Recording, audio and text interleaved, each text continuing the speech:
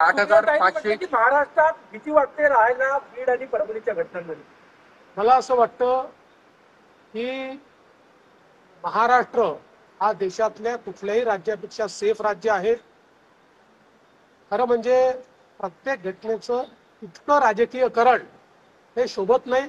त्यांना केवळ राजकारण करायचं आहे, त्यांना जाती जातीमध्ये विद्वेष तयार करायचे, एवढंच त्यांचं काम. 8,500 गावांपैकी 6,150 गावांची अंतिम जी आणेवारी आली आहे ती दुष्काळाच्या दृष्टीने मागणी होतात.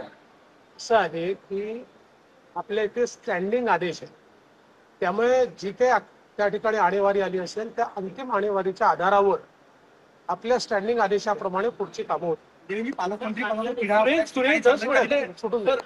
वाल्मिक कराडला अटक करा, गुन्हा दाखल करा आणि बीडचं पालकमंत्री तुम्ही घ्यावं असं आहे की बीडचं पालकमंत्री पद कोणी घ्यायचं या संदर्भात अजितदादा, मी आणि शिंदे साहेब आम्ही ठरवू.